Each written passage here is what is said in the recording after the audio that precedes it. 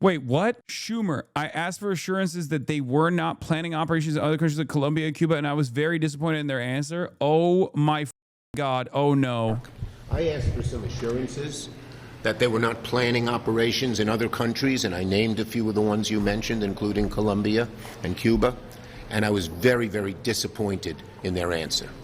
What level of cuck is this? I don't even know, brother. I don't think there's words in the English language. I mean, dude, I don't know what to tell you. Like, maybe it's because he's so fucking weak that the administration sees no reason not to tell him the truth. Like, they're just like, yeah, of course we're going to do that. What the fuck are you going to do about it? I asked for a pinky promise and they wouldn't even give me that. Yeah. Maybe he means he's disappointed because the Trump administration said they're not going to invade Cuba and invade Colombia, and he wants them to do it. I don't know. Maybe that's the point. Maybe that's why he's disappointed. Or maybe he's disappointed because he doesn't get to have a say in it. I don't know. They would not invite me to the military planning seminar. Did you hear that desk tap? The Trump regime is so cooked. Chuck is back, baby. That's right. That's right. Chuck is back, and can't wait from Hakeem Jeffries as well, okay? Given what's happened in Venezuela, do you regret your vote to confirm Marco Rubio as Secretary of State? The actions that Marco Rubio has taken. Do you regret your vote? Bernie Sanders, I will never forgive you for also doing the same. For the record, you knew who Marco Rubio was, and you voted for him. Let's be real. Let's be real. That was ridiculous. Another uniparty moment right there. To confirm him. I am deeply, deeply disappointed in Marco Rubio, even before Venezuela. And You know what it is? Even for people like Bernie Sanders, I think like either they don't give a shit or they just don't want to eat that constant flow of anger and resentment. We have so thoroughly destroyed leftist commentary and leftist positioning in this goddamn country because anytime you're right but too early, people just fucking yell at you. And for the longest time, Bernie used to actually have a consistent position that was like totally independent. Like, I think older Bernie would not have given a vote for Marco Rubio. And I think they just like the most charitable interpretation of events is not that he is like, AOCIA and Bernie SS Sanders, but instead, or not older Bernie, I meant younger Bernie, like in the old days, okay? Bernie's too old to give a fuck about what people think. He's a coward, Brody. I think so. It's crazy to me because like Democrats, they used to have, like for all of the criticisms that I have for the Democratic Party, there was legitimately like an anti-war coalition amongst the Democrats. There was also an anti-war coalition amongst the conservatives as well back in the day. But like there was like at least some Democrats and what we would regard as like cranks, I guess, that would stand against intervention, that would literally say like, nah, it's fucked up. Don't on Bernie, he's done more than you. I mean, I agree with that, but it sucks that, the best we have in the Senate is what, Bernie Sanders, and this is, he voted for Marco Rubio. Let's be real. Maybe he thinks he's a representation of like this broader movement, and therefore he has to like think carefully and stuff. But I think there's no reason for it, and that's the most charitable interpretation. The least charitable interpretation is that he just straight up doesn't give a and he doesn't care that America is doing endless imperial conquest overseas. It's just inconsistent in comparison to his positions in the past. That's why. Yeah. This is what I mean. It's nonsense to say Rubio was going to pass anyway, while true younger Bernie was standing in opposition solo to various conflicts. The left must not give in and not be roadblocks. Yeah, I don't disagree with you. That's why I'm saying like younger Bernie Sanders would have never done that. even more so now. Obviously, there's like plenty of other demons in Congress, so I don't really care about criticizing Bernie all that much at the end of the day, because you got to grade him on a curve. But like, god damn, dude, that is unacceptable. Like, you did that. Schumer, he's such a bad guy. I mean, I've known the guy for a long time, and he's such a bad guy. At some point they should say, you did a great job. Thank you. Congratulations. Trump is 100% right, by the way. He's right, because Chuck Schumer agrees with Donald Trump on a fundamental level. Like, he's not wrong. If you disagree, you have to disagree. You can't do this wishy-washy, like, why didn't you ask me for permission? Bullshit. If I'm in Trump's shoes, I'm like, yeah, you should thank me. What the fuck are you talking about? I did something that you really like. Technically, he's not wrong when he gets mad at Chuck Schumer and all these other liberals. Wouldn't it be good?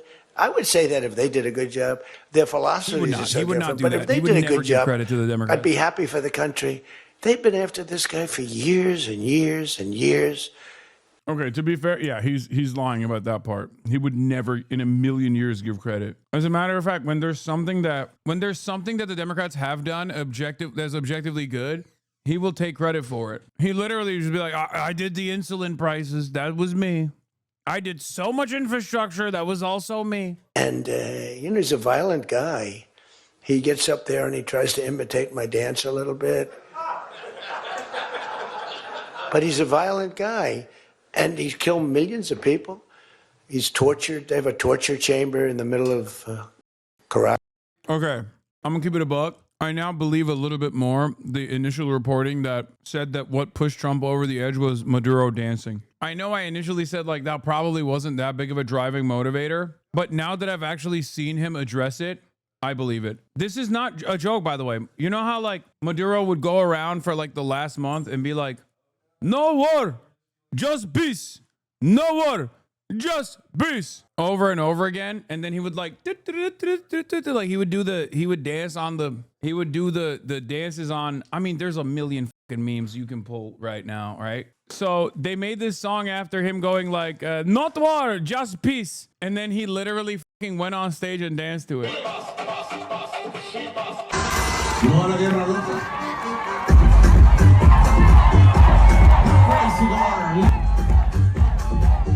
Kaya, sit. Okay. Anyway, now I do actually believe that Donald Trump, what pushed him over the line was the dancing. Because he mentioned it. He literally mentioned it right here. My dance a little bit. But he's a violent guy. And he's killed millions of people. He's tortured. They have a torture chamber in the middle of Caracas that they're closing up. But he's tortured people. Good thing Americans would never torture random people. Not even political dissidents, mind you. Okay? Which we did plenty of during the global war on terror. But, you know, good thing Americans would never have like a detention facility where our random neighbors are kidnapped, captured, and tortured all the time. Bro, it's got to be hell if you're Venezuelan. Because, like, you don't like Maduro, right? And not every single Venezuelan that doesn't like Maduro is not they're not all small business owners or whatever, right? You don't like Maduro. Maybe your immediate friends got arrested, potentially put in like horrible conditions in a prison or whatever. So you escape, right? You get refugee status and you come to the United States of America. And then Trump arrests you after revoking your temporary protected status, calls you a drug dealer, and then ships your ass to CCOT. And now what they do, the radical left, they actually have people, and it's hard to get them. They're all paid people. Most of these people are paid. You know they're paid when they have brand new, beautiful printed signs by like the highest quality printer, and you have a woman, free Maduro, and the sign is before we even did the attack. You know, free Maduro. Why do you want him freed? I don't know, but he should be free. Oh, she reads a sign. What does that say? It says free. Well, that's what I believe. And you know, you see the sign. It's like, Lisa, we should all have quality signage like that. The one thing I want their sign maker. The guy is great. He does beautiful signage. You know, the old days was better when they used to write out their own sign, wasn't it? They'd make a sign in the basement. They'd have an old broken board holding up a sign, and it's made with a magic marker, sloppy as hell, and it meant something. But today, when you have that yellow and black, they should use different colors a little bit. But the yellow is a beautiful. He's talking about the Answer Coalition. Oh, he's seen the PSL signs, chat. Oh, Trump knows PSL. That's probably not a good thing that he knows what that is. Yeah, Delcy, the person who is now the interim president, for the record, that Trump is trying to play ball with, has an incredible family legacy as well. She is the daughter of a revolutionary who was tortured, imprisoned, and killed by the CIA. She is a Chavista to the core and more deeply immersed in leftist ideology than Maduro, intellectually speaking. And her brother is also deeply embedded in the Venezuelan government too. And as VP, she was also in charge of the intelligence community as well. So like the person that the Trump administration is currently trying to play ball with or trying to manage what happens next with Venezuela is someone that is maybe even less pliant than Maduro is, But I don't know. I don't know what will happen because she has already said that she wants to comply. Because at first, now I know people are saying she gave Maduro up. I know that there is some suspicion considering that there is clearly a bunch of moles in Maduro's orbit. But I don't know if it is, I don't know if it's her. I don't think it's her, but we shall see. We shall see what takes place. Having said that, however, here is a CNN exclusive from Jim Secudo, however you say his last name, contradicting Trump claims on opposition leader Maria Corina Machado doesn't have the support to lead Venezuela. Her advisor told me, I don't have, here, this is what Machado's advisor said. And I don't have any doubt that she's going to be with President-elect Edmundo Gonzalez, the leaders of the rebuilding of Venezuela, where obviously the U.S. is going to be our main allies, and we will have plenty of other allies in Latin America and Europe and beyond. But Maria Corina Machado is a leader who is out of this world, and she's got the support for... Yeah, this is cope as dude, I think. I think it's cope.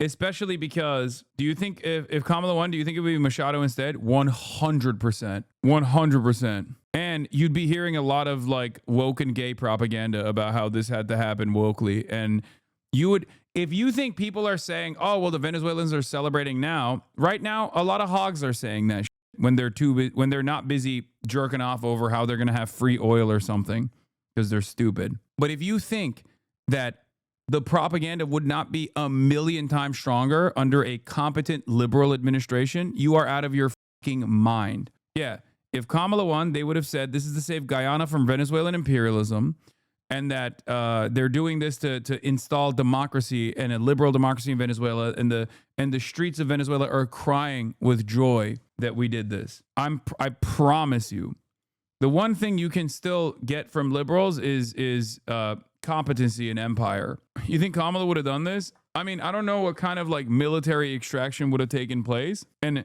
there's no reason to have this kind of like hypothetical back and forth because she lost. And I don't know if it would have been like, kidnapping in the same way. Probably not. But even if push came to shove and we were forced into taking some sort of military action against Venezuela, even if we were forced into taking some sort of military action against Venezuela, the propaganda would be much more competent. I suspect it would have been covert CIA shit, though, rather than what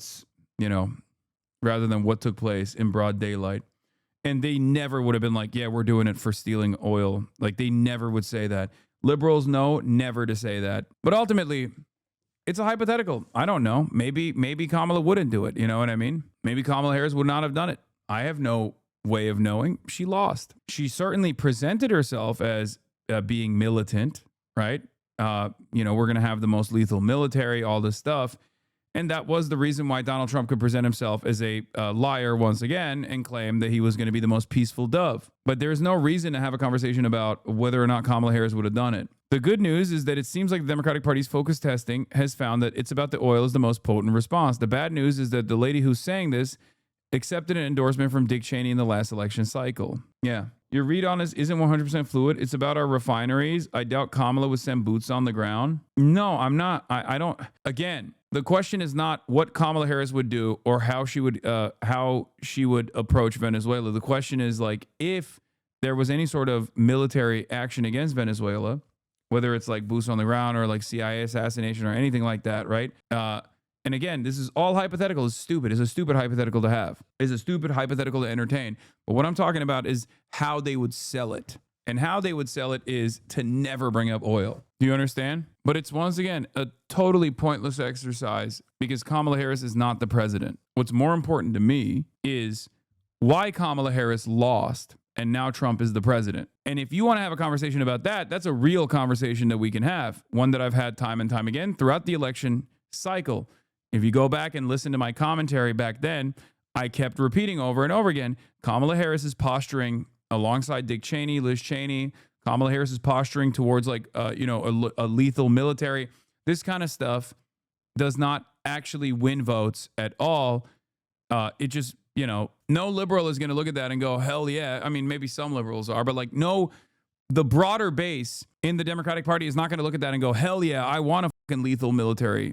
That's right. That's awesome. You're going to lose votes on your side, and not a single Republican is going to turn around and think that you're actually going to be the more competent, military leader. And yeah, that's why Democrats still trying to do this kind of thing are so stupid.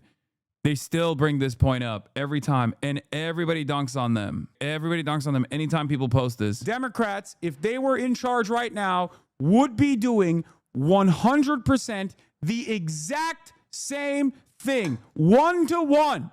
Make no fucking mistake. Anyone who tries to tell you that Kamala Harris will be different is a delusional moron. Do not listen to them. Why is this clip 17 or 18 seconds long, I wonder? Oh, perhaps it's because I was talking about Israel. This evil man told millions of impressionable young voters that Kamala and Trump would be 1-to-1 exact same on everything. Look how passionate he was. He believed this to his core evil. First of all, he's trying to make this seem like I was saying this in the lead up to the election.